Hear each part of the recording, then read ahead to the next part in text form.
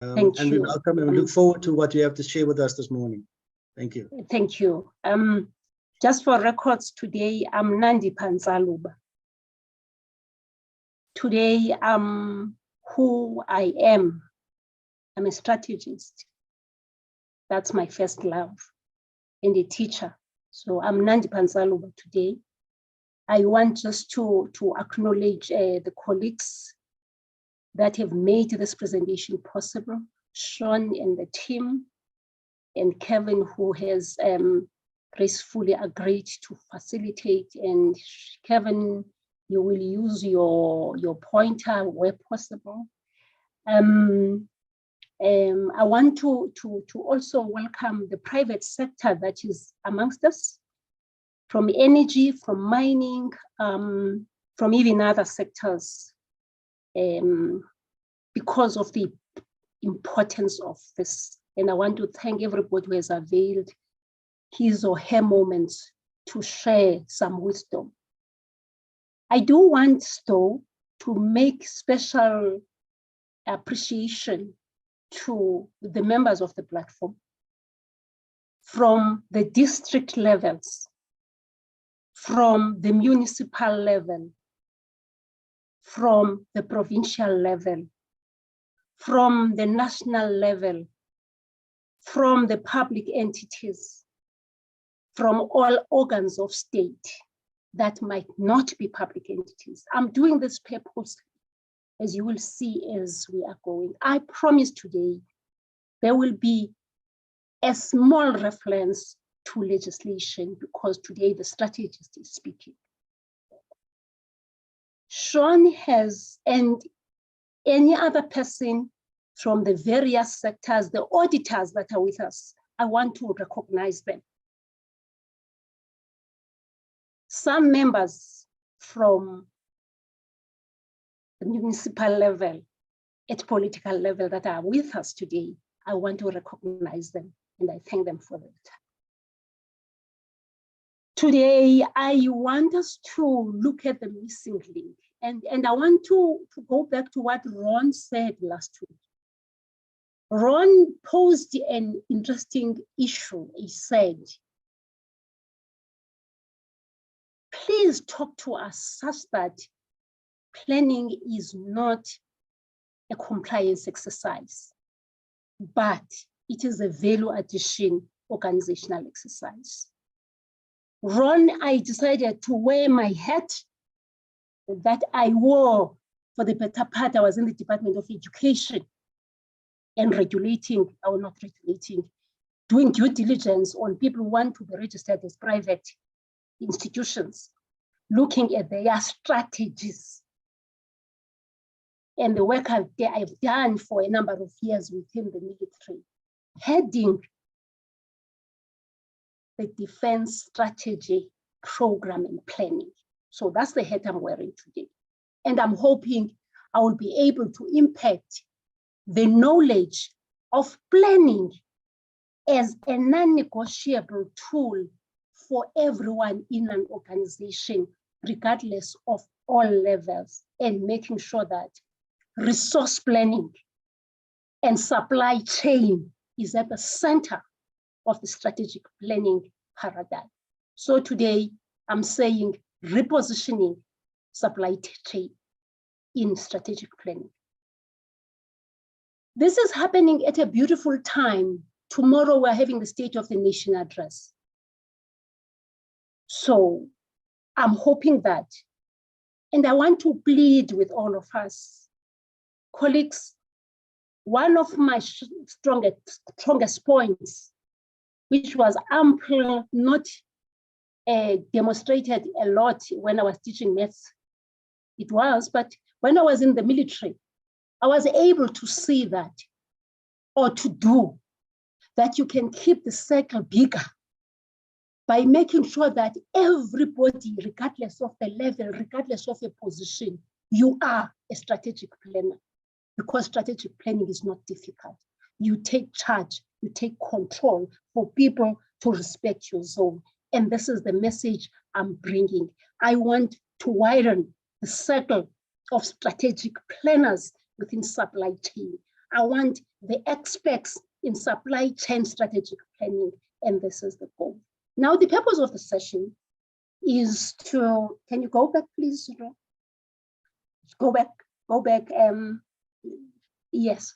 Then it's important that we know that this is the platform that deals with these issues in sharpening our role within the supply chain and public procurement. And this presentation is meant for that. It is the first presentation in a sequel of presentations that can be made to delve deeper so as to widen the strategic planning supply chain professionals who are going to lead South Africa Pty Ltd. Next slide. Next slide. Well, we said we are repositioning resource planning. So the aim, we start with the knowns that there is a strategic planning, reporting, risk management, and auditing cycle in government, which gives rise to accountability documents, which are tabled at legislatures, whether it's national or provincial or municipal or district, there is tabling of this. But what are we talking about today? We're saying we need to link the strategic planning, which deals with the foresight of what you want to see with supply chain in 30 years to come, and strategic budgeting, which is what are the appropriations that you want Parliament to give to this big document that you are going to have as South Africa Pty Ltd, which is a strategic and supply chain management strategic plan.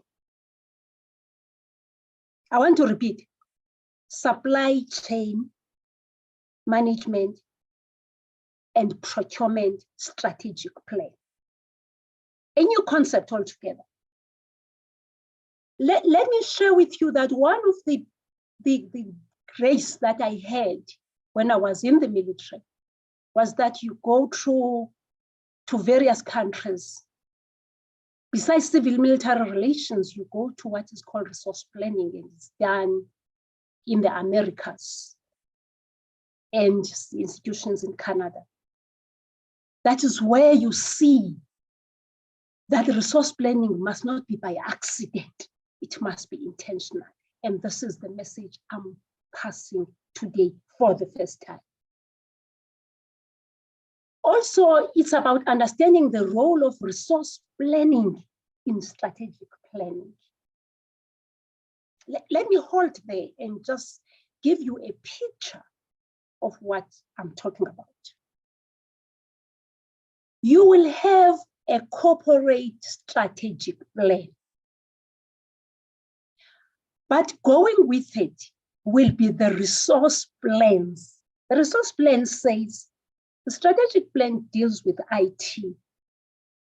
What is this IT going? How is it going to be resourced? So those resource plans, we're going to get to the detail, but I'm giving you a picture. So there is no way that you can have a strategic plan not going with the supply chain strategic plan, not going with the ICT strategic plan, not going with the equity strategic plan, not going with the international travel strategic plan. We're changing the game. Again, going further, you will recall some of the colleagues that are on this platform that there is organizational performance. There is individual performance. During the year 2000, as strategists, we began to take all the imperatives internationally and domestically and coming closer to who we are. We looked at all the priorities. You will recall that at some point we had close to 75 strategic objectives They were coined down in 2019 to 15, and they were moved to 12, and they were called outcomes. We ended up having 12 outcomes. These outcomes, we then went to each of the source documents in terms of requirements, whether it's a treasury guideline on procurement, risk management, but we began to say, what are the non-negotiable imperatives? When we did that, we came up with what was called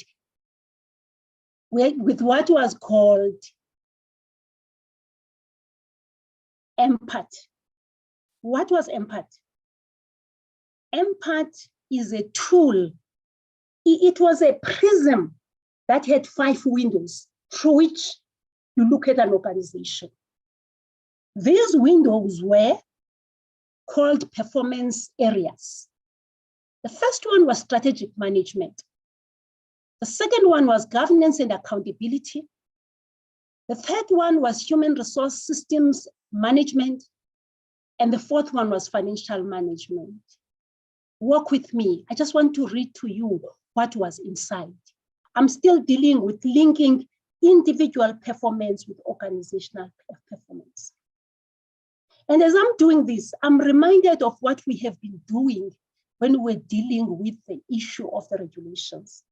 Because we began to go back to SBD instruments and began to say, in year X, we had this administrative instrument. Can't we recall it? I'm bringing that recall today. And I'm saying in year 2000, we had an administrative instrument that was brought into government to be used as a prism to move us from just mere compliance to really making sure that we make a dent where it matters. Now, I said there were 4 windows through which we're looking at an organization. What were these? The first window remains strategic management. It looked at strategic planning, program management, monitoring and evaluation. So you had the whole pack there.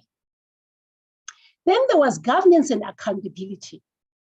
It dealt with service delivery improvement, the management structures, accountability, ethics, internal audit, risk management, and delegations of authority. You will have observed that one of the issues that we're dealing with within supply chain is issues of delegations that need to be tied out. That particular instrument was actually taking us somewhere. The third one was human capital and systems management. And it focused on human resource strategy and planning. Listen carefully, human resource strategy and planning, human resource practices and management, management of performance, employee relations, information technology. I want to share with you this, that when it came to information technology, for the first time, we took the framework for strategic planning. We used it in information technology. And we ended up having a 5-year strategic plan for ICT, what they call the ICT governance. That's what it is. And we then had the equivalent 3-year implementation, what you call an annual performance plan. And then we had the operational plans. I'm doing this because I'm saying I want to draw equivalence for us as supply chain to know that if we want to rock the boat, it was rocked already. We can use what ICT has been doing. As a consequence of this ICT paradigm that I'm talking about, we were then in a position to provide SITA, S-I-T-A, entity that is an agency to provide a global outlook on the systems for South Africa Pty Ltd. We're able to provide for the first time what would be called an ICT plan, because we had an instrument that was allowing that. The last one was the financial management. Within that, my experts on supply chain management were there, and they were dealing with issues that are pertinent to the discussions that we have of real service delivery. We're dealing with asset management, the issues of policies, the issues of strategies, the issues of implementation, the issues of monitoring. All of them were there because there were certain standards that we put, and these documents are still there. Revenue management, this part was included with clear standards. I'm doing this because I'm saying supply chain colleagues, procurement colleagues, regardless of where you are, we can pull some administrative tools and we change the paradigm and we take charge, because with supply chain, with procurement, that is where service delivery is actually controlled. You are at the fulcrum, you are at the center. We had also compensation of employees, we had goods and services, we had transfer payments, we had liability management. Now, the interesting thing is that out of this window of financial management, one of the requirements was the payment of service providers within 30 days. So what we did, we took all those outcomes, those 12 outcomes, which now are coming from what you call the NDP, and itself is coming from the AU 2063. We took those, we packaged them in those 4 quadrants, allow me to be mathematical.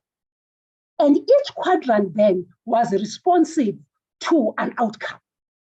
So the 12 outcomes were packaged in terms of delivery in those quadrants. Hear me well, I'm saying this same government, the same strategies that are around us today were the ones who worked on that administrative instrument. And they took the conceptual issues and they delved deeper into the real nuts and bolts, led by the Department of Performance Monitoring and Evaluation. Those were the very early days of the impact that was brought as a transformative tool by the new department.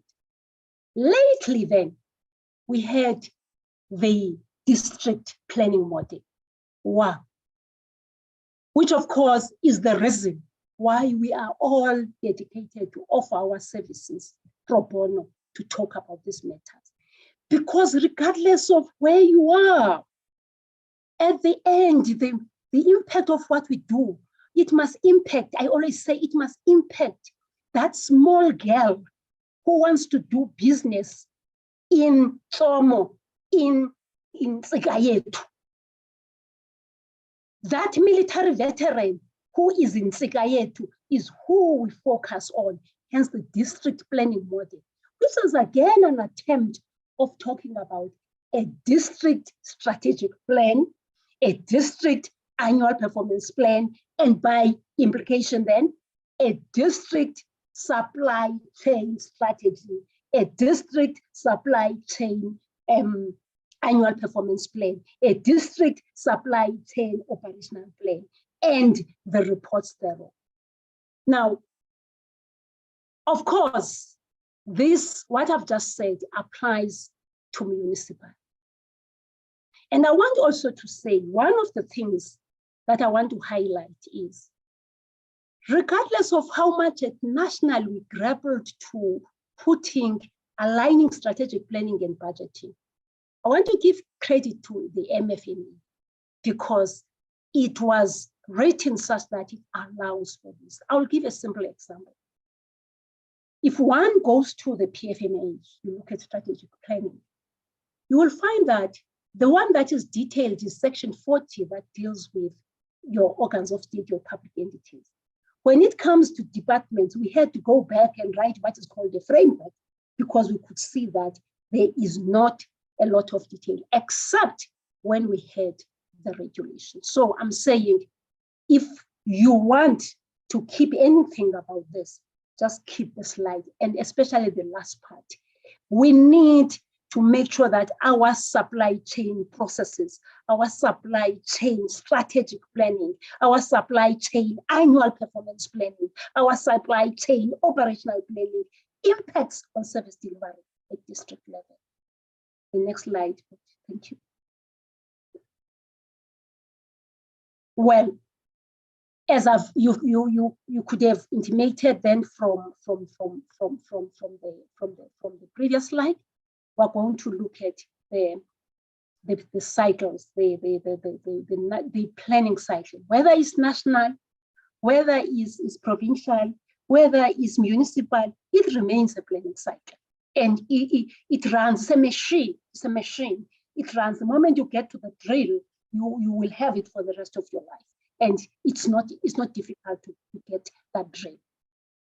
We have then what commands us to do this, which is the legislative instruments. Like I said, there's a PFMA, there's MFMA, there's a Municipal Systems Act, there are frameworks, there are your IDPs, and many others. So then we have accountability documents. We have also major milestones, because as a strategist, you need to know how to win the war without fighting, how to use your pen and your position as an advisor to the accounting officer in supply chain issues to change the operations of things. But then you need to know where the better time is. And believe you me, the moment we are able to get the best time, we'll be able to make impact in terms of even the priorities we're talking about. The planning, the budgeting, the reporting timeline. Yes, all these, like I said, is not only national departments, but you will be surprised why it was important for me to highlight that. I want to deal with the Schedule 4 entities, the ones that are dealing with cooperative governance, the ones where you have a norm being developed and the implementation somewhere. I'm saying that model is not different from what is happening within the national department and organs of state and public entities. The center must hold. What am I saying? I remember talking to my colleagues at the Northwest. I'm saying, if you are responsible for, let me use DTIC. DTIC has several institutions or organs of state or scheduled entities. There are organs of state, there are institutions, there are entities reporting to the executive authority that emerge from time to time. If you are DTIC, you hold. It then becomes your responsibility to make sure that all those entities that are normed and standardized by you are actually following the drill. There is no Pontius Pilate. I'll give you an example with the Department of Defense. Like I said, I had the privilege of being within the Secretariat. Within the Secretariat, and I want to disclose that what you see here is a combination of what then was happening in terms of the work that I had to do, but also the work that I had to do as part of the JCPS planning team cluster.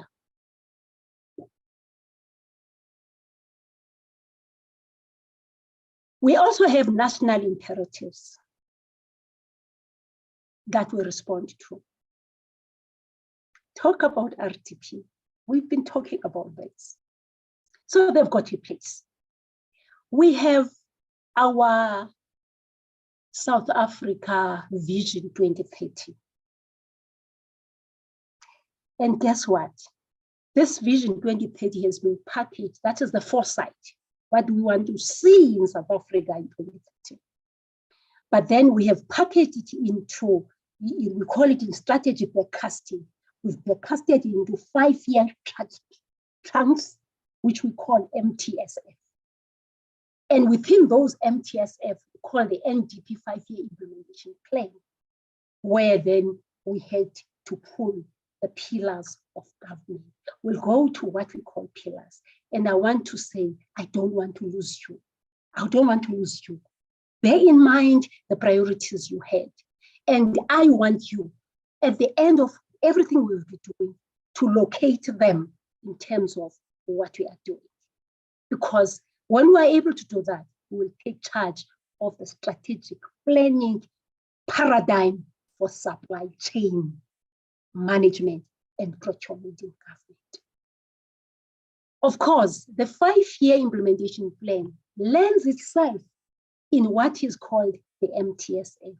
I said you have the 2030 foresight packaged into 5-year chunks, which are called implementation plan, which then are called, in terms of the strategic budgeting language, the medium-term strategic framework. So the medium-term strategic framework takes the 5-year implementation. This makes it critical and important that we are engaging in 2023. Hear me well, wonderful expert. This is the best time for you to make your mark. Because in 2023, you are almost finishing the 5 years. And as such, you are beginning the planning for 2025, the other 5 years. Hear me well. I'm saying this is the best time to do what we want to do, to have a strategic plan, the planning instruments for supply chain management, for procurement, and this is the right time to do so. And we link it with the priorities. Next slide. So you then have the normal disclosure accountability documents for which we know, all of us. You will have a strategic plan, you have an annual performance plan, which is just packaging the funding of it within, you're saying this year, but you package it within the 3-year horizon to meet the requirements of the MTF. Then you have an annual operational plan. And interestingly, what we did is to make sure that all these things have got templates so that there's uniformity. There was no law for templates, but because we want to make sure that we standardize the way we do things, there have been templates. We've been talking about administrative instruments when we're talking about the BEE Act and the APFA.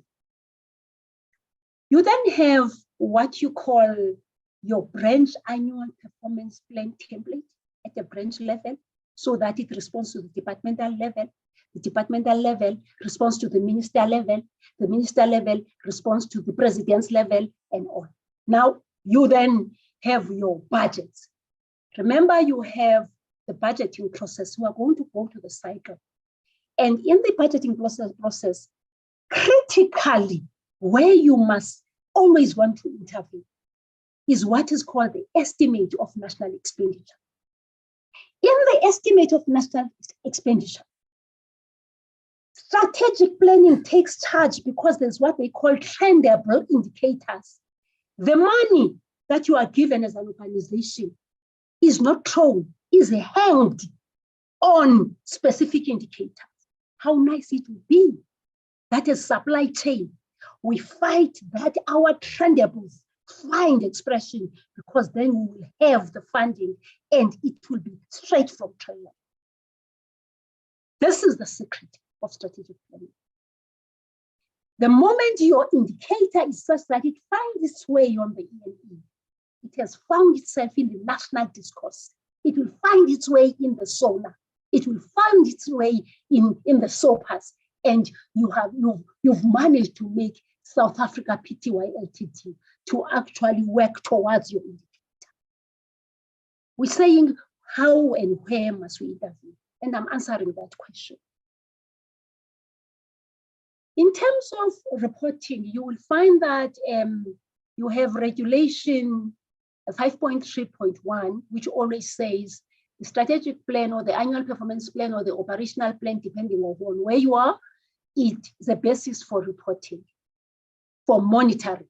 The monitoring is done, in some instances, it's done monthly. In some instances, depending on the sector, it's done quarterly.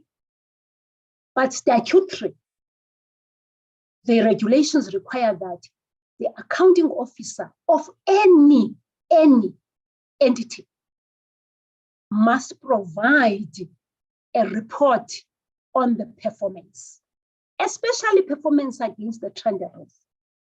Now, this performance is not against what is published. I want to stress this. The performance is against the plans. If there is a supply chain management plan, there will be a quarterly report.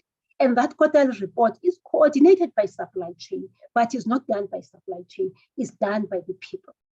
The supply chain planning, it is not done by supply chain. Supply chain gives only the guidelines. And the plan purposely happens at the right time with all the tenders according to months. And these are monitored as part of quarterly reporting. Hear me very well. I'm saying strategic planning for supply chain is the very same one as it's used for corporate planning, the same one that is used for equity, the same one that is used for ICT governance. Then you have your annual reporting, which is governed by the law, Section 40. And then you have the end of the term performance report. Remember, we have a term, which is 5 years. There's an end of term after 5 years. South Africa Pty Ltd must indicate, like now, 2023, a process of developing the end of the term report for the country is going to commence. And all the information will be collated in a structured way through a guideline or an instruction. But primarily, remember I said, the estimate of national expenditure, the trendable indicators that are part of your budget vote, which comes after the SONA. Those trendable indicators are the ones that we use as a litmus paper to test the health of our organization as Pty Ltd. Then you have performance agreements. I want to say this, colleagues, that like I've said, the grace that one had was that she was exposed to an organization that was operating like the military, as it is the military. Because your performance as an organization cannot be delinked from the performance of the individual.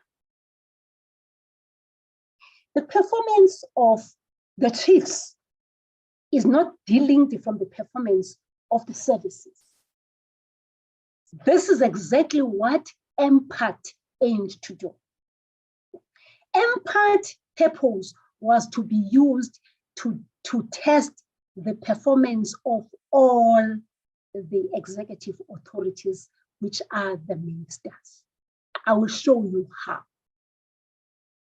Then we have, of course, the financial disclosures to ensure that the ethics, remember I said there was an ethical element in the management, in your empathy performance areas. And the financial disclosures, recall, they are done for specific persons, specific members, as a function of what has been declared or discovered to be a high risk to be protected. And that is determined through the clusters. As you will know, that supply chain, financial management, and some others are part of that. And it's not only your senior management, and there is a reason for that. Well, the advantage that one had in the space that she was in, financial disclosure was done by all employees, because that is how it's supposed to be. The risk can be transferred through segmentation. It helps when it's done right across, because it is the right thing to do. Next slide. Yes.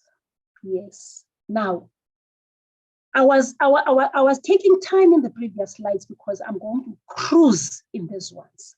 Now we get to the national planning and the budgeting and reporting. Next slide. Well, I spoke about the PFMA, and where there's PFMA, put MFMA. It talks about the requirements that you must vote. You know, a vote is a drawer. One of the CFOs, very brilliant CFOs of coming from housing, human settlements, was teaching us during the training, which we used to have, where all experts would teach us. When she was talking about the vote, and she would say, look at the cabinet and the shelves. A vote, you have the whole cabinet that is having drawers. Each drawer there is a vote. So the whole cabinet is South Africa Pty Ltd, from vote 1 to vote 55. But you have those votes, each drawer there, which is just an organizing mechanism. Now, all of them, then they are required to make sure then that at all levels, at national, provincial, municipal, and district. And I'll keep on saying district because there's a district plan initiative. Like I said, the requirements are the same for the MFME, and I think it's more detailed than what we have in the PFME. In fact, it is. You will find that there's section 40 that deals with your scheduled entities. Then you have your Public Service Act, which then gives the authority to ensuring that all this happens in an integrated manner to improve on service delivery. You will recall that at the early days of DPME, there was an entity where they were looking at service delivery monitoring, where they were going to service points, unannounced visits, checking the level of service delivery through mystery shopping. And this was to strengthen this requirement. Of course, we had various regulations in terms of the PFMA that deal with strategic planning, but later we had the Note 33, which then was dealing with what I call requirements for the development of strategic and annual performance plans. I want to repeat, we had to do this because we had to realize that the strategic planning, besides your regulation 5.2, that was saying the strategic plan must be tabled and the strategic plan must consist of, and it puts your human resource plan, your ICT plan, your supply chain plan, all your plans. But it never assisted in terms of the how. Now, looking at the development, especially at municipal level, we're able, and looking at other best practices, we're able to come up with this so that there's uniform utilization of this in response to the imperatives. So that is Note 33. Then, of course, we had, like I said, the Department of Planning, Monitoring and Evaluation, which took responsibility to ensure that it does due diligence it first develops a system where all these planning instruments are actually posted, a knowledge management system. And remember, I said this was done because of that MPAT initiative. So that the DPME had to take charge of that.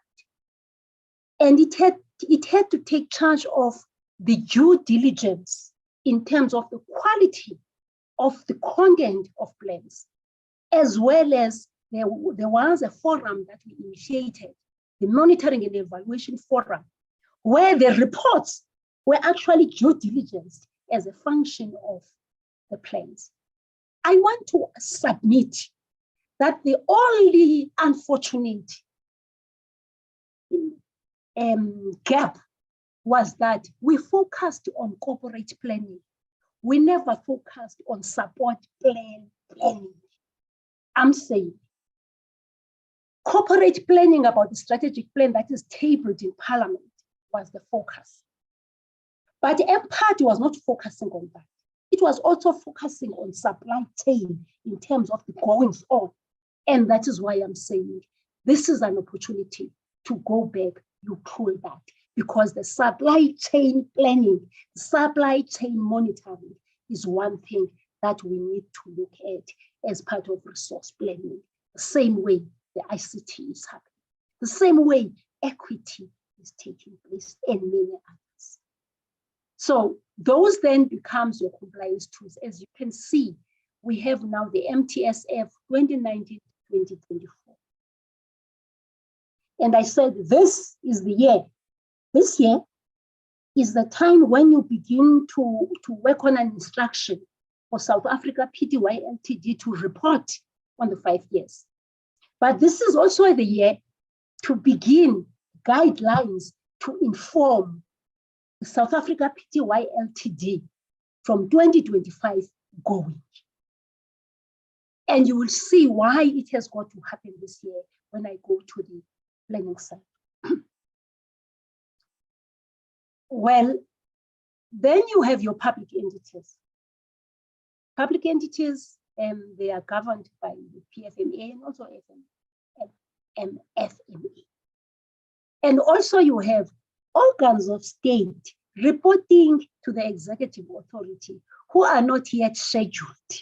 They are about to be scheduled after the strategists have actually made a case for them to be scheduled and submitted to Treasury and convinced the Treasury.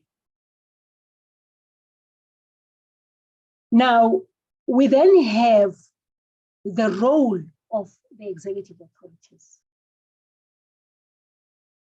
in terms of considering monthly reports, considering quarterly reports, considering and also then making sure that the reports quarterly, because they go to Parliament, they must be tabled at the cabinet committees. The same way the accounting officer is required to table to the executive authority the reports for remedial action to take place. One thing I don't want to leave out was, as we were dealing with the framework, we then spoke about the system that informs the framework, because we were saying you need a system that is interoperable. A system that is interoperable, that enables, for example, our own president at the press of a button to see how each output is being delivered. The minister or the MEC at the press of a button, I'm talking about systems. So the systems that we're talking about in terms of supply chain were not new, are the systems that were already conceptualized. So we could actually strengthen that debate further. And that is why the role of SETA became more pronounced, because I will use GCIS. GCIS is global. But GCIS is having a system where GCIS in Queenstown must get to the system, must be able to go to the indicator, must be able to provide the performance. And this must be available in real time. I'm going somewhere. And this was the vision that we had that would enable the organizations to be synchronized. The organizations to be synchronized. Allow me to take service delivery. Let me take a veteran who is in Northwest. That veteran who is in Northwest is in a district, and that veteran needs to be serviced in that district. It then stands to reason that the plan of Northwest in terms of that district must enable that the whole package is available. And the strategic plan of that district, the 5-year and the 3-year annual performance and the operational plan and its systems enable that district to respond to the similar from the municipality, to respond to the similar from the province, to respond from the similar from the MEC, to respond to the similar from the clusters that are led by the president, where all MECs are. I'm talking about systems integration. This slide, I'm not going to take long. You have an oversight. You have the policy development where we deal with impacts. You have that policy development that is happening at parliamentary, provincial, and municipal, which is your lichotras, because you're looking at what are the impacts, what are the desired impacts. We're talking about the SONA, the state of the nation, the state of the province, the state of the municipality, because you are then talking about what are the non-negotiables, what are the changed mandates, what are the sustainable mandates. Those must inform the strategic planning at all levels. So the imperatives, for example, they will always have an impact on your supply chain. Hence, it's important that we consider this at the time of planning and we engage such that these things are done. Then you have your reporting. You have your operational strategic plan. You have your operational planning. Remember, your plans must be budgeted. They must be budgeted. You're not going to have an infrastructure that is not budgeted. And you have multi-year projects. And then you have your implementation in year. There's in-year implementation, there's outer year implementation. That will deal with when we are dealing with. Then you have the end of the year reporting. And then you have the end of the term reporting. Let's move. I'm not going to bore you with this slide. It's similar to the one that we've spoken about. But the beauty about it, it then pulls your local government, it takes your international regional priorities, it factors them into the national development plan, it triangulates with the manifesto and how it sees itself in the 5-year planning, and you have your sector priorities. Mining has its priorities, ICT has its manufacturing its own priorities. And all these priorities, they must find themselves, let me first say, they find themselves in what we call the outcomes. Remember I said we had 12 outcomes. All these priorities, they find their existence in those outcomes. You will see as we go further. And they get them translated in a strategic planning, which I'm saying, if you have a strategic plan for ICT governance, you can have a strategic planning for supply chain management, for procurement, because you want to make sure that you plan intentionally and you use the paradigm. Now, you have the annual performance planning, and yes, you have the scheduled, and then you have your implementation planning, which links with your performance agreements. You then have your schedule, your provincial priorities, which must find expression also in your local government integrated planning. And then you have your service delivery improvement planning. When you look at all this, they were all captured in your MPAT. And that is why MPAT was able to move from national to provincial, and we were about now to go to municipal, because that is where we had to taste the goodness of an intentional planning and resourcing that is done for the betterment of citizens. Well, here is just a brief overview to say you have policy documents, which then we'll talk about. Remember, you have the bills that talk about the appropriation, that is the distribution, the piecing of money. I said you have your baseline information. Recall, I said there are trendable indicators where the money is held and pegged. So strategic planning and strategic budgeting, they go together. I beg you, don't worry yourself about the business. Sean will give us time for you to eat each section there like breakfast. Because if you want to know where to intervene, this wheel you must know. And this wheel you must engage with. My wonderful expert, I'm saying this is not about any other person but you, because you can do it. In supply chain, you must know that in January there's a likhotla. There's a likhotla in January.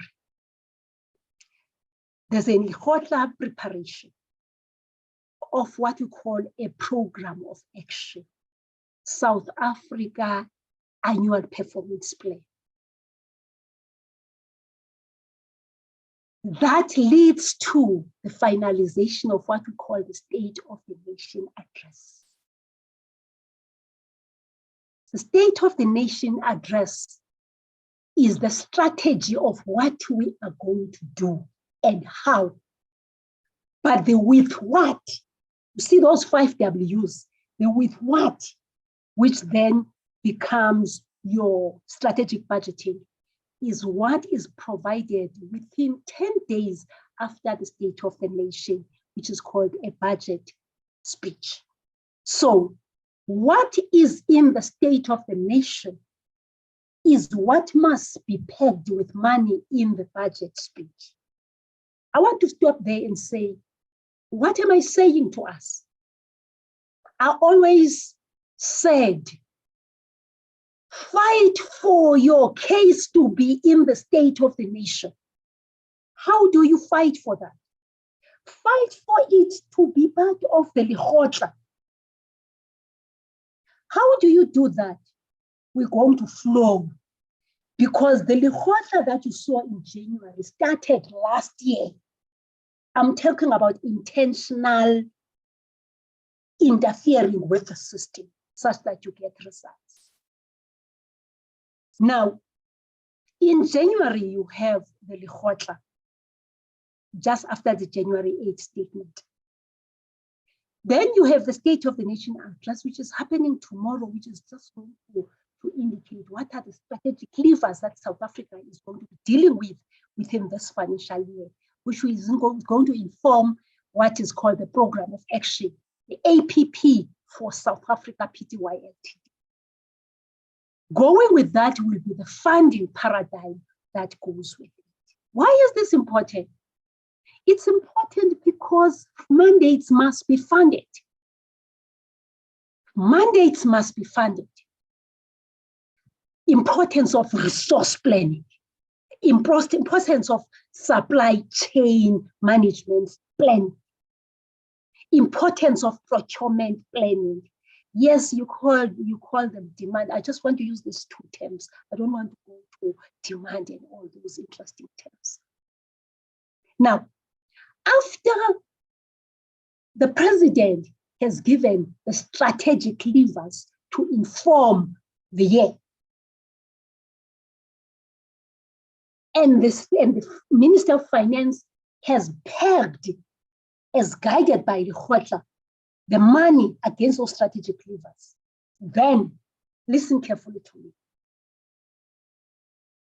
All organs of state are required to go back to those APPs that they submitted the previous year at TPME and make sure that the State of the Nation pronouncements, which is equivalent with what we were doing in terms of procurement and supply chain policy,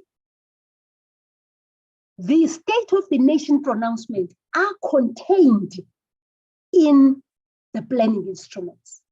And this is where the role of internal audit, the role of risk, the role of the strategic planner in supporting the accounting officer, and I want to say the role of supply chain management strategist. Because this is the time where, as the State of the Nation pronouncement are being placed, you need to make sure that whatever is there responds to the priorities that you have already identified, and they must be in the planning instruments for everybody to be able to respond to them. Remember, I'm saying this year, I'm saying where can we intervene now, because we are here. I'm going to talk about how should we intentionally intervene in the years to come. So I'm saying now is the time, as departments are required to make sure that the State of the Nation is reflected in their annual performance plans and their amended strategic plans. Remember, the strategic plan was tabled in 2018 for 2019. So it gets amended because there are changed mandates that come. Now, you then have the tabling of APPs. I really want to say this. The APP, remember I said in February, the SONA and the national budget speech have an imperative that departments, if you didn't win the game of having your story in the Lekgotla and in the SONA, you need to make sure then that the plans capture what is in the SONA, because you must make sure that it is there, because the funds must be there for it. It's just a matter of common principle.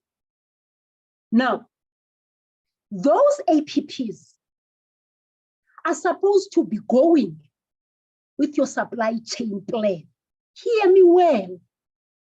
The supply chain plan, the procurement plan is supposed to be an addendum, an annexure, an attachment of your APP.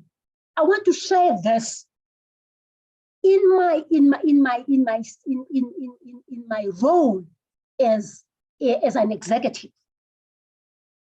One of the things I was making clear at the time when we were dealing with the work sessions or the workshops is that whilst you are having various branches to develop their own plans and you are having your corporate consolidate, that consolidated corporate will never be accepted without the individual ones that are feeders. Those individual ones cannot be accepted without the support plans that feed into the content. I'm saying there can't be this year an APP from any organ of state, from any department, without a supply chain plan. At the time when it's tabled in February, the supply chain plan, the procurement plan must be there. Hear me well. Hear me well. They go together. The same happens with your HR planning. All of them are plans that are talking to how are we going to implement this annual plan, and there are support plans. So they cannot come after tabling. They are there before tabling. They are there as part of the approval for the accounting officer to say to the minister, here is MEC, the amended, and here are their support plans, and one of them will be your own procurement plan. And when it's approved, the APP, that must be actually going for desktop publishing and printing, yours is supposed to be there. I'm talking about happening in February. So this is the time to intervene. And you intervene. Fortunately, you have the CFO who heads this. You have your internal audit who knows the requirements. You have a risk management officer who knows how risk-based planning is managed. So I'm then saying, I'm making a case that at the time when the APP is with the minister, that annual performance plan should be having together with it your supply chain, your procurement plan, your HR plan, your equity plan, your international travel plan, your logistics plan, your infrastructure plan, you call them. So, and this because they influence the performance agreement. The performance agreement by its very nature will then be developed at the time when the approval of the APPs is taking place, because a draft performance agreement accompanies a draft APP. Because you're saying, this is how I'm going to perform to realize this particular task. Let me move further. Then you have a budget prioritization process. Now, you will recall that in March, you're getting to the end of the end of the financial year.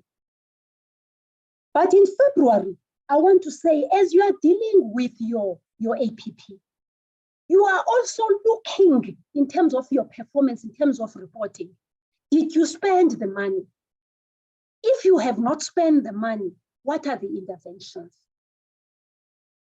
Recall that your quarterly reporting is not reporting against the strategic planning. You report also against the money you have been given. I want to emphasize this.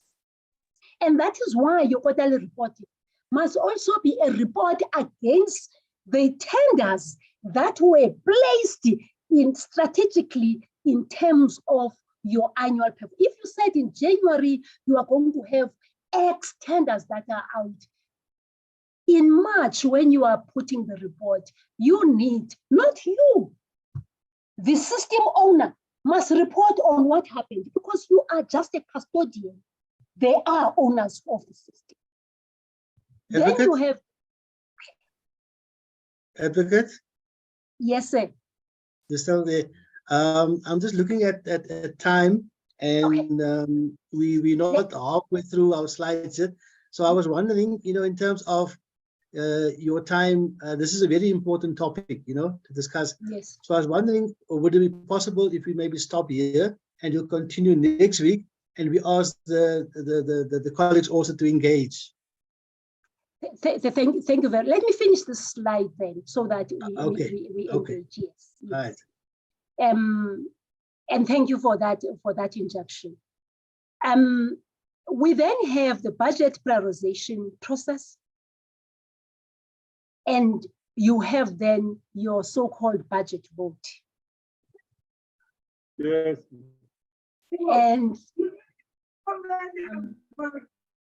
And then you have your submission of departmental budgets for the MTEF. You have your cabinet lekgotla review. Remember, you have a cabinet lekgotla in January, which led to the SONA. Now you're going to have a review of what has happened. And that then you have then the reallocate, then you have the reallocation. At the same time, you have what we call the discussions of money to be provided for the year to come, which is called the MTech hearings. That is for planning. Now you have the tabling of the annual report. that the budget prioritization process, which was looking at monies that were not used, and then they are given to other entities, is communicated through what we call a medium-term budget policy statement that happens in October, and you have the final allocation. And I want them to say, one thing that I want to say as a supply chain planner, who is part of the team that does due diligence, you must always remember that at one point, at any point in time, you are doing three things. You are planning for the future. You are evaluating what is happening. You are also looking backwards. So you're dealing with three things in one. And it is important that you are able to stagger this. I think, like my colleague has said, let me, though I didn't want to leave it here, but because you say so, can you do me a favor? I'm pleading with you because I don't want to fail my people. Can you just go to slide 25 and 26, and then I will stop.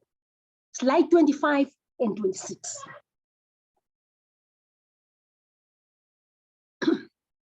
Yes. No. Just go back. Just go back. Yes.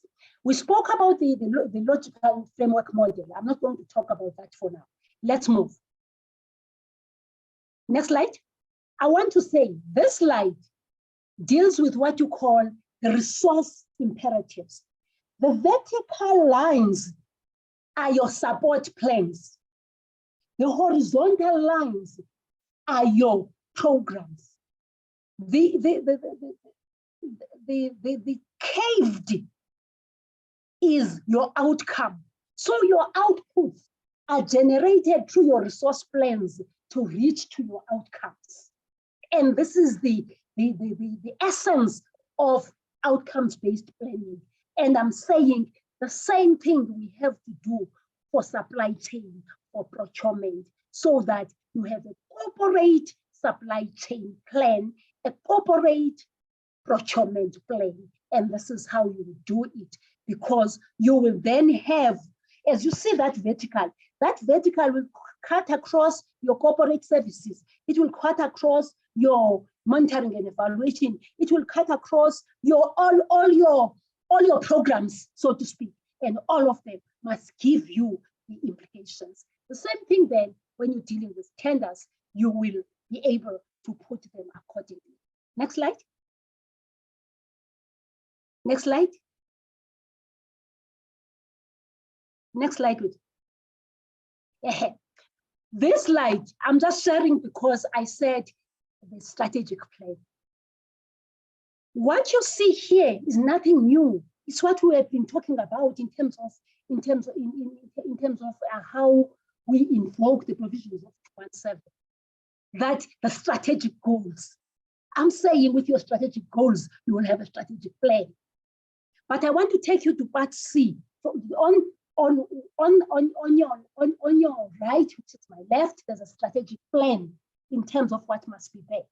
And you can see there's part A, which talks about your environmental scanning and your smart indicators. Then you have your objectives.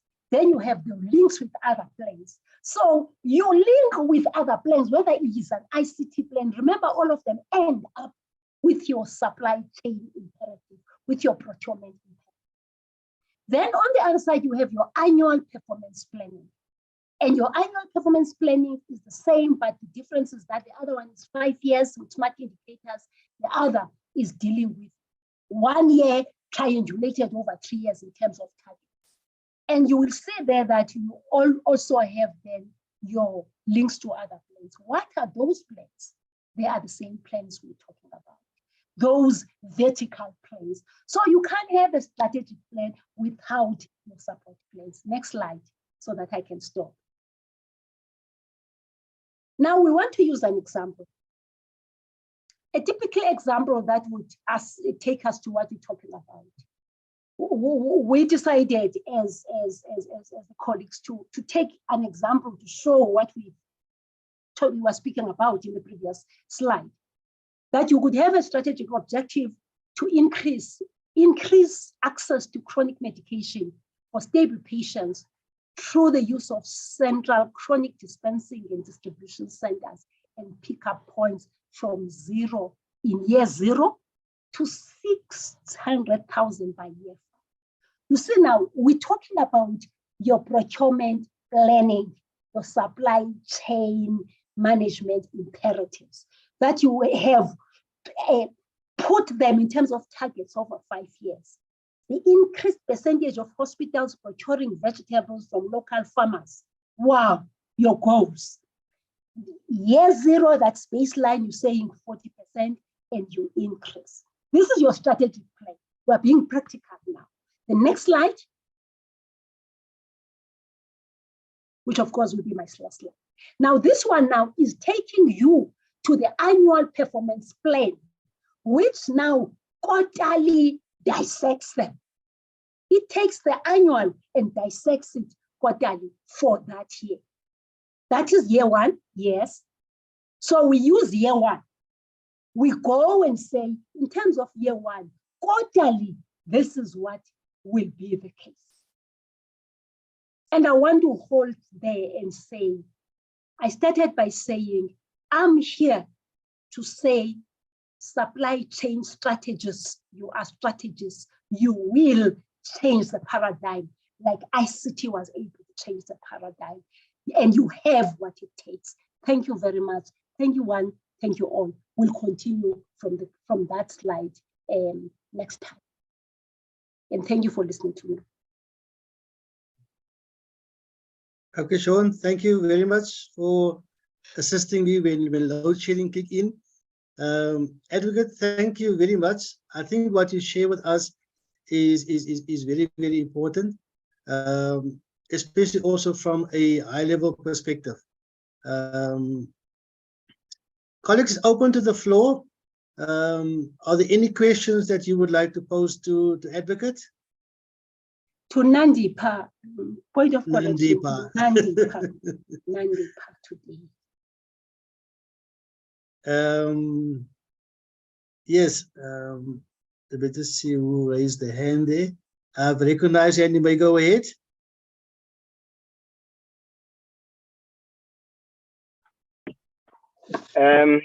Thank you, Kevin, and thank you, Advocate, for the insightful presentation indeed.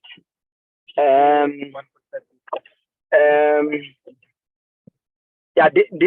it's a good presentation, and I think it's what we need as supply chain professionals. However, I would like to maybe pose a question, obviously with the intention of seeking clarity. One, where is supply chain at a C-suite level? The strategies and that the Advocate alluded to, i.e., ICT strategy, human resource strategy, etc. Those strategies, they've got some people, or they've got representation at the C-suite level. You've got the DDG. I'll take for an example of a department. You've got the DDG responsible for human resource. You've got the DDG responsible for ITC. You know, they're called ICT whatever, but you've got the DDG responsible for the ICT. Now, with regard to supply chain, starting from the PFMA, you know, PFMA states that when an accounting officer implements supply chain, it must consider fair and equitable, transparent, and so forth. Then that is then given effect by the National Treasury Regulation. And if you go to National Treasury Regulation 16A, you'll find that it states that the system of supply chain management must be within the office of the CFO. Now, my take is the CFO, yes, is there at the C-suite level, but does the CFO really represent the interest of the supply chain, even coming up with the strategy that will talk to the supply chain management imperatives? Or the CFO is mainly concentrating on finances, annual financial plans, audit, and so forth, you know. So my take is, if you can start with the basics, and I'm not saying what you presented, advocate, is not important. It is important, but let's start with the basics. Let's get the legislation that will repeal that clause that says supply chain management must be within the office of the CFO. And let's get the right person at the level of the CFO who will report to the accounting officer as well. Now, that's where then the issues of DPSA comes in terms of the human resource. So that will be part of the human resource strategy as well, to make sure that in future, then the supply chain management get the seat at the C-suite level. But so that the issues that you are raising, advocate, can be taken into consideration and can be taken seriously. Another thing is that we know we've got the demand management plan and the demand management circulars and so forth. That requires that the supply chain management officials must be involved with at the strategic planning. But because people don't have interest in supply chain management, they tend to be ignored, you know. It tend to be ignored. They are not part of the strategy. They will just be called at the end tail of the process to say, come and implement this, you know. So it is my take really that advocate, if you can start with the basics, let's get the supply chain recognized at the C-suite level or at the high level of the executive. From there, then I'm sure these things, then we can start to have a discussion around all these issues. Thank you. Thank you, Sean, you've also raised your hand. Thank you. Let me just add, and it's related to MM's point. And I think of the saying, which is strategy before structure. Mm-hmm. And I guess I'm asking the question that MMM is asking is, will supply chain be taken seriously when it reports to someone other than the CFO? Or is there something else that must happen first? Thank you. Sorry, Mr. Naik. MM is Malaki here. Oh, okay, my good friend. Thank you very much. Thank you, Malaki. Thank you, Lucky. Thank you, Sean. Thank you, Lucky. Interesting strategic positioning issues. You'll observe that the title is repositioning supply chain. I'm speaking from an advantaged point, forgive me. I happen to operate in an organization where we had terms like system owners and norms and development standards. In my book, where I was in the military, supply chain was operating headed with its own guidelines. The CFO was dealing with the financial due diligence issues. Why was it like that? I said the advantage of defense is that they gave birth to planning. When you talk about support plans of a strategic plan, No plan, no support plan is subordinated to another. It stands on its own. In as much as you have an HR plan, you have a procurement plan. And the procurement plan has its own procurement strategy. What am I then saying? Sean was saying there's a strategy that comes before structure. I think I want to say this is the time for you to make noise. Not noise in making noise. The pen must make noise. The strategic positioning of supply chain. And it is not the first time we're talking about this. When we're dealing, I think last year in July, about professionalizing supply chain, we spoke about this. Because primarily, if you look in terms of the law, the CFO, besides the fact that supply chain requires a different capability setting, we need to acknowledge that.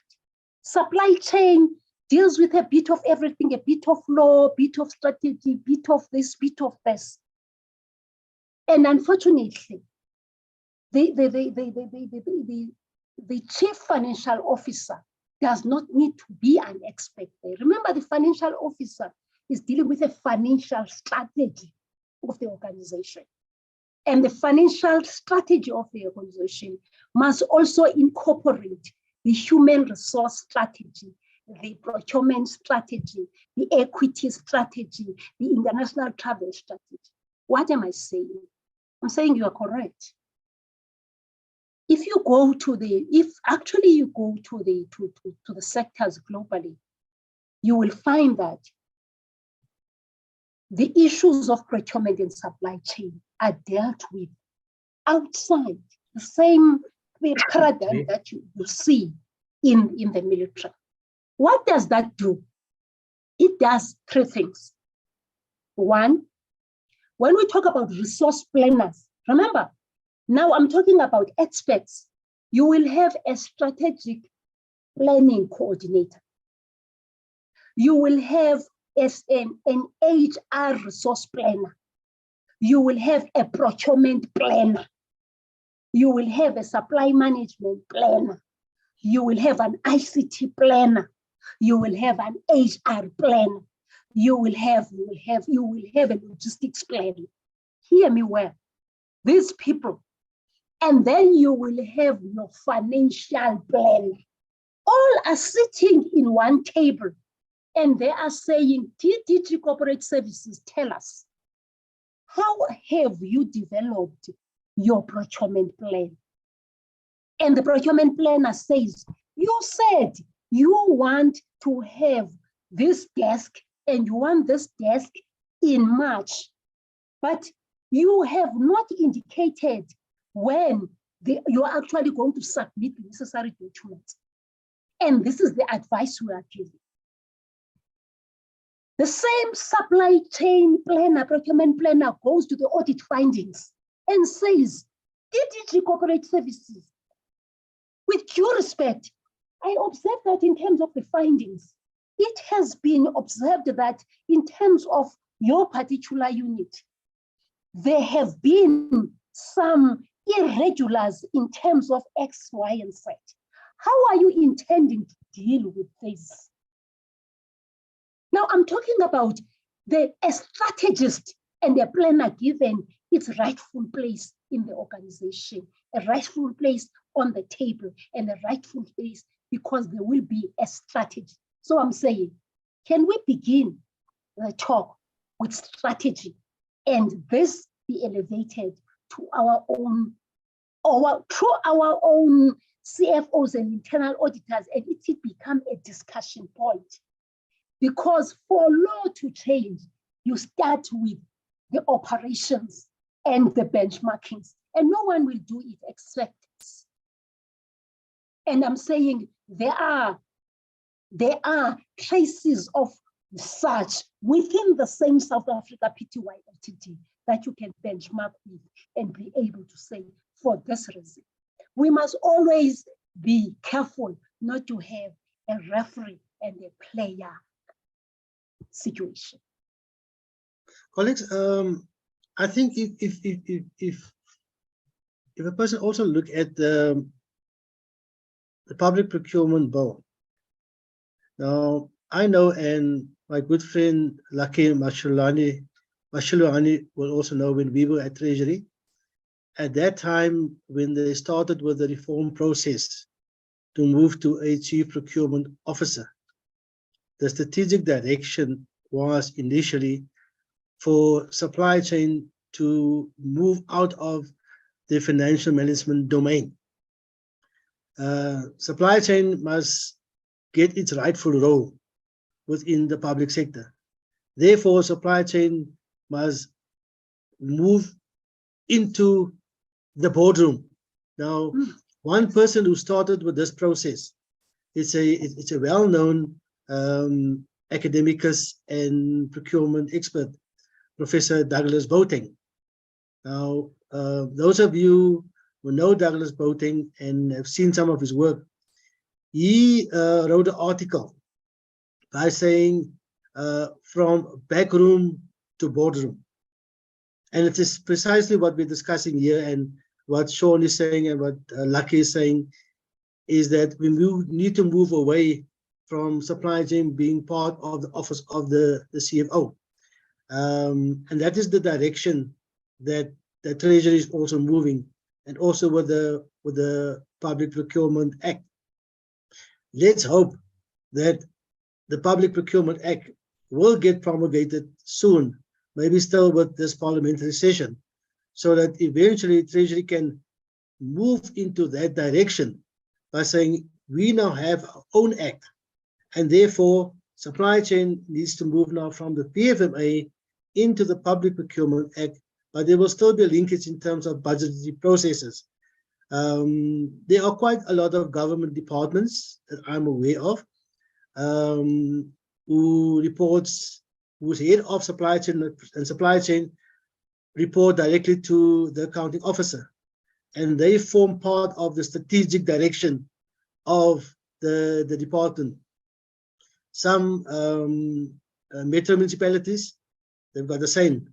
They report directly, the head of SCM report directly to the accounting officer. State-owned enterprises, they are also typical examples. The Transnet, the ESCOMs, the CPO report directly to the CEO, and they form part of the strategic direction. So yes, colleagues, I think let's hope within the next year, 18 months, 24 months, that process will change. Sean, maybe I'm a bit optimistic. I see you raise your hand. Kevin, can I say something? Yeah, Sean has raised his hand. Can I say something before Sean comes in? Okay. I always want to use ICT. We never waited for any law in ICT. We sat down and we decided we want to move ICT to the boardroom now. And of course, we were informed by the Institute of Directors and other international covenants, which inform even the supply chain at AU level. What we did in the governance, corporate governance of ICT, do you know that is where we wrote that we call it an ICT champion. The ICT champion must actually, we made it worse, we said must report to the executive authority, because it's the executive authority who's the owner of the vote.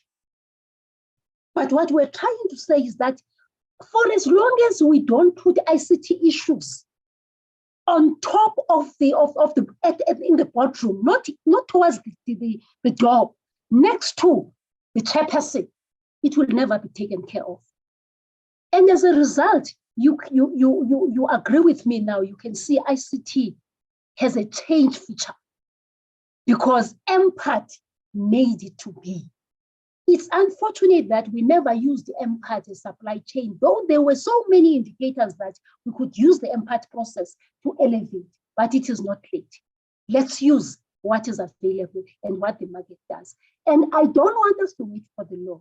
It takes citizens, they want the best for their country, to begin in their small corners, to write working papers. And this working paper is reflected on another working paper, and it pulls together, and it gets to the department, it gets to the minister. The minister says, I want to present it at the clusters. It goes to the clusters. It becomes part of a cluster discussion. At that point, someone says the law must change. Talking about how you intervene strategically. So we must not wait. We must do it now. Thank you. Sean, you may go ahead.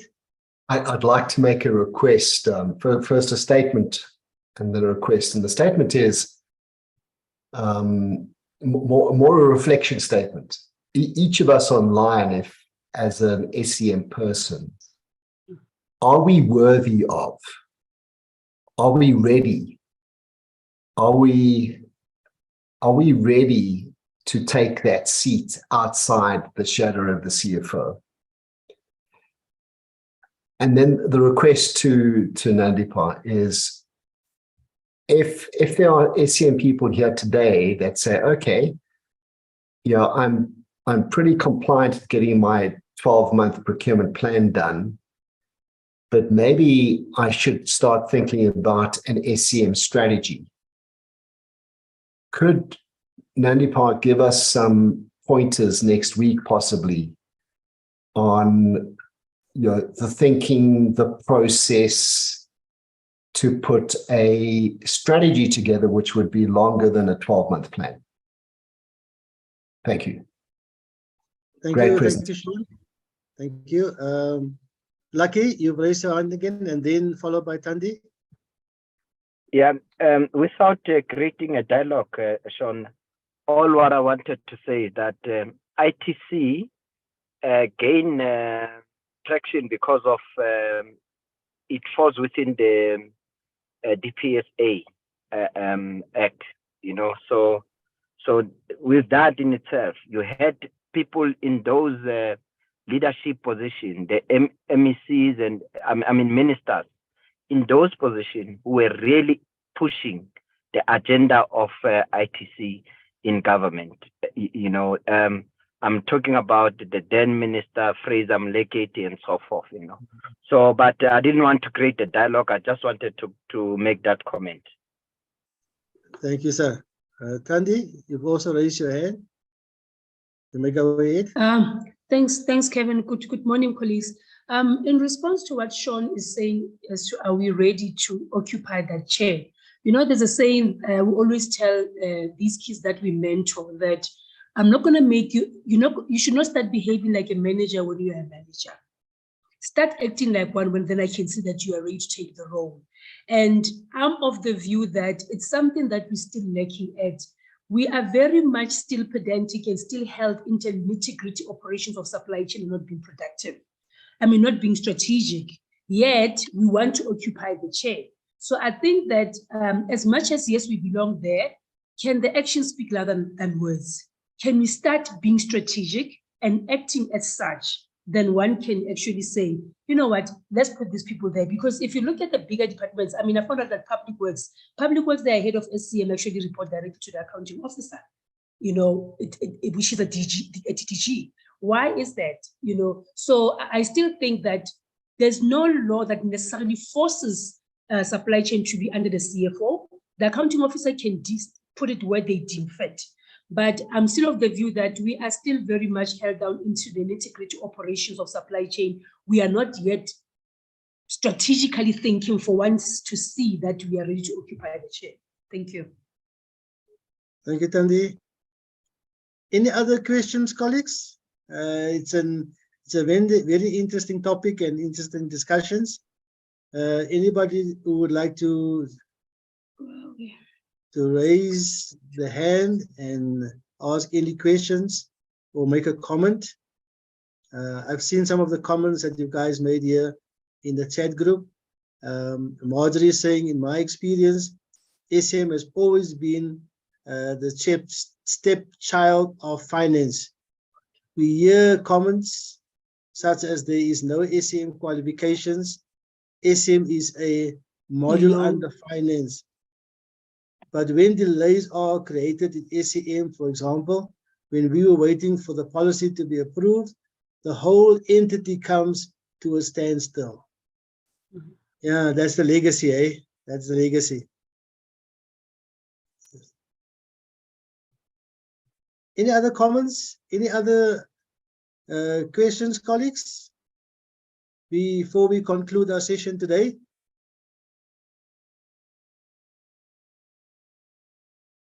In the absence of any other questions, Advocate, that's how I normally call you, you know.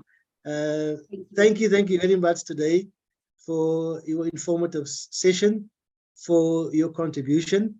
I think you've just highlighted again the importance of strategic planning in any government institution, how that strategic planning cascades into or links up to your national development plan, and how it further then also, you know, cascades down into an organ of state, especially with your APPs and your procurement plans that follows the APP. So where you are in a government department, we know it's crunch time now. It's almost the end of the financial year, but also it's time when institutions engage in putting the strategy together for the new financial year. And obviously from a supply chain management perspective, those strategies will culminate into the outputs, and those outputs will eventually result into the procurement plans. Colleagues, we will continue next week where Advocate left off. And if there are any other questions that you would like to pose, you know, for the session next year or next week, raise it there. Also make a contribution in terms of within your own environment. As I said, we at that stage now for strategic planning, the linkage of it to the APP, to the MTF, to the procurement plan. So if you can share with us some of your experiences and what you've already done, we will really appreciate it. So colleagues, thank you very much again. Thank you very much again, Advocate. Have a wonderful day. This session is adjourned. Thank you.